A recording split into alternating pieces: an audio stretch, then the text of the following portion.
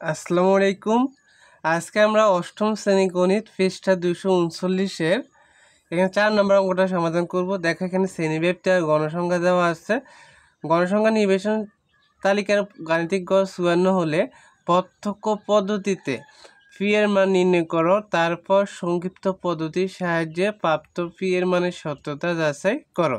তো এই অঙ্কটা আমরা সমাধান করব। তো চলো এর অ্যান্সার স্ক্রিপ্ট আমরা দেখে নেই।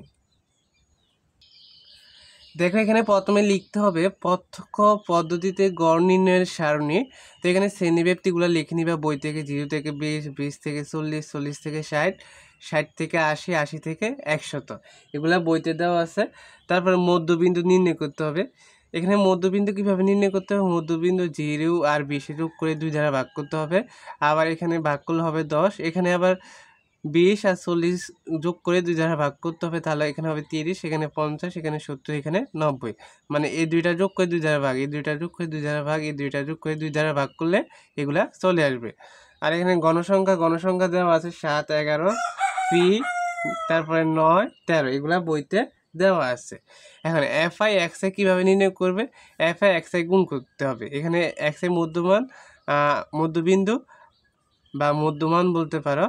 এখানে মধ্যমানে লিখো, বিন্দু লেখা দরকার নেই, মধ্যমান লিখবা, বিন্দু লিখবা না, মধ্যমান বিন্দু না।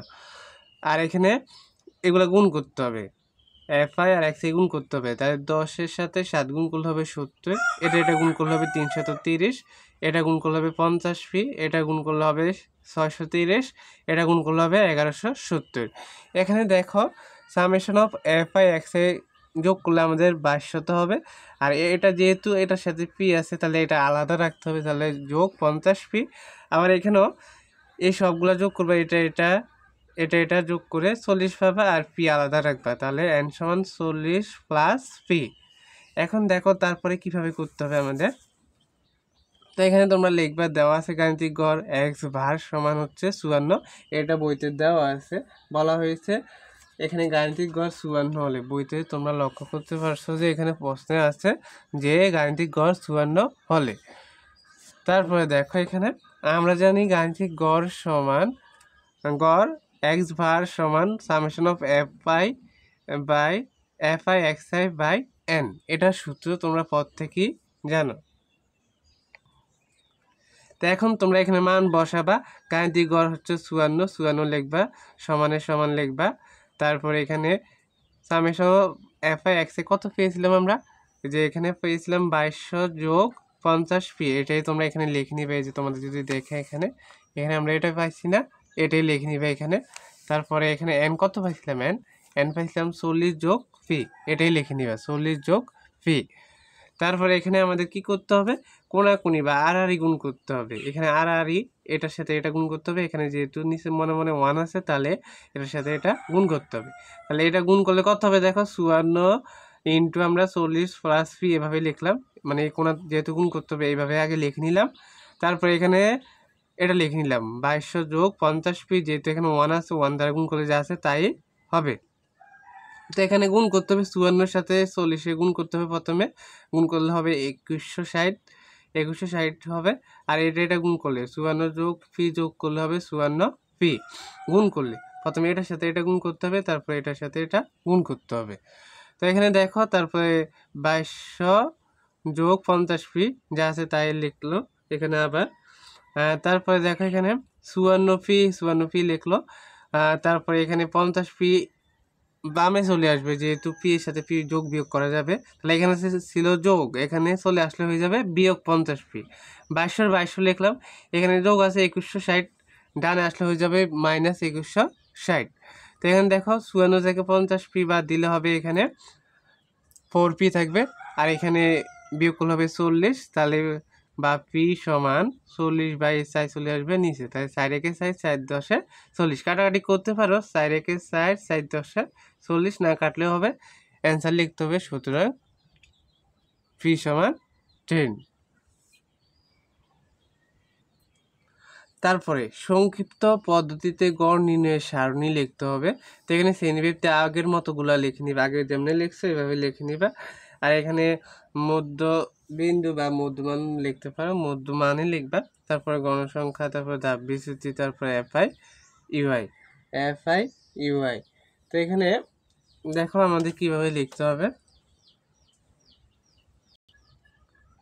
তো এখানে তোমরা বিন্দু লেখা দরকার, তুমি মান লিখবে, মধ্যমান xi নাকি, তাহলে আগের মতোই লিখবে এখানে। তারপরে মধ্যমান তো আগে আমরা পাইছি, ওইখান থেকে লিখে নিবা। আর এখানে গণসংখ্যা তো দেওয়াই আছে। তো ধাপ বিচ্যুতি বুঝতে হবে ইউআই কিভাবে করতে হবে।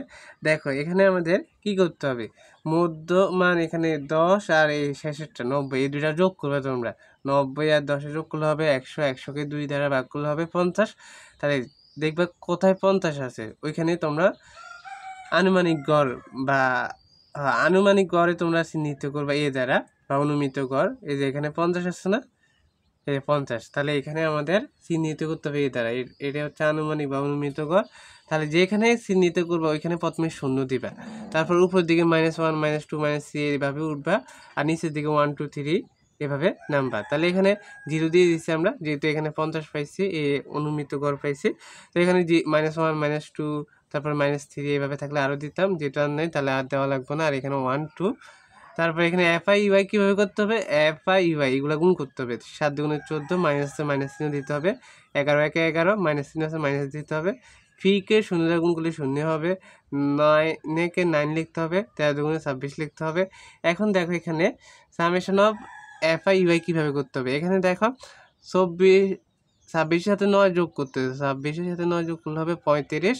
আর এখানে কত আছে, 4 আর 1 5, 1 1 2, 25 হয়। তাহলে এখানে যদি তোমাদের একটু দেখাই নেই, এখানে -25 আর যোগ হচ্ছে 35, তাহলে একটা যোগের আর একটা বিয়োগের। তাহলে এখানে কত হবে, 35 থেকে যদি আমরা বিয়োগ করি, 25 বিয়োগ করি, বা এমনি বিয়োগ করো, যদি 5 বিয়োগ করলে 0 3, তারপরে 2 আছে 3 হবে 1 হলে নাকি, চিহ্ন হবে যোগের, যেহেতু এখানে আমাদের কি আছে চিহ্ন 35 বড় আছে, যোগের 35 বড় আছে, তাহলে এখানে যোগ চিহ্ন হবে।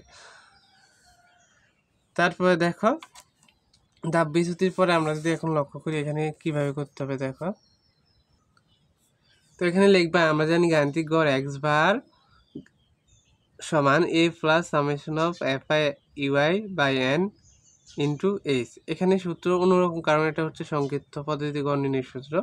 তো এখানে লিখে নিবা x বার হচ্ছে 54, n হচ্ছে 40 প্লাস ফি, এখানে এই যে আমরা পাইছি না n 40 প্লাস ফি, মানে সবগুলো যোগ করলে তারপর পি থাকে ওইটা লিখে দিতে হবে।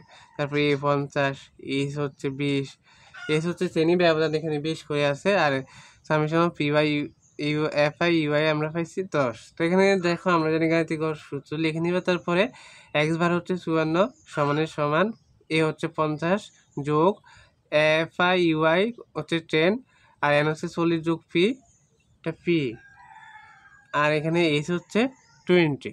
তো এখানে দেখো 54 লিখবা, 50 লিখবা আবারও। তো এখানে গুণ করে নিবে তোমরা, 20কে 10 দ্বারা গুণ করলে হবে 200, আর এটা যা আছে তাই লিখবা। তারপরে 54 লিখবা, আর এখানে যোগ 50 আসে, এদিকে আসলে হয়ে যাবে বিয়োগ 50। তো এখানে দেখো 200 লিখবা, আর এটা যা আছে তাই লিখবা।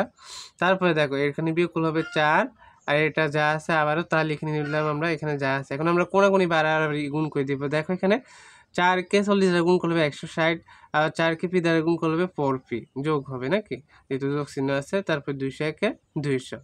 তারপরে দেখো আবার বুঝে দিতেছি, তোমরা এটা দ্বারা এটাকে গুণ করে দিবে, এটা দ্বারা এটাকে গুণ করে দিবে, যেহেতু এখানে মনে মনে 1 আছে, 1কে 200 দ্বারা গুণ করলে এটাই হবে। তারপরে এখানে আমরা 4p লিখছি, তারপরে 200 লিখলাম, আর এখানে যেহেতু যোগ 160 আছে, এদিকে আসলে হয়ে যাবে বিয়োগ 160। তো এখানে 4p লিখবা, এখানে বিয়োগ করলে হবে 40, এখানে বিয়োগ করলে হবে 40। তাহলে দেখো বা পি সমান, এখানে 40 থাকবে উপরে, আর এর 4 চলে আসবে নিচে, তাহলে এখানে আমাদের ভাগ করলে হবে, সুতরাং পি সমান 10। তাহলে দেখো আমরা প্রত্যক্ষ পদ্ধতিতেও 10 পাইছি এবং সংক্ষিপ্ত পদ্ধতিতে গড় নির্ণয় করে 10 পাইছি। দেখো তারপর তোমরা লিখবে প্রত্যক্ষ এবং সংক্ষিপ্ত উভয় পদ্ধতির সাহায্যে নির্ণীত পি এর মান 10 অতএব পি এর মানের সত্যতা যাচাই করা হলো। তাহলে আমরা দুইবারই আমরা পি এর মান 10 পাইছি, তাহলে সত্যতা যাচাই করা হয়েছে। তো আশা করি তোমরা ক্লাসটি অবশ্যই বুঝতে পেরেছো অঙ্কটি। যারা বুঝেনি অবশ্যই টেনে টেনে ভিডিওটা বুঝে নিবা। ধন্যবাদ সবাইকে। আল্লাহ হাফেজ।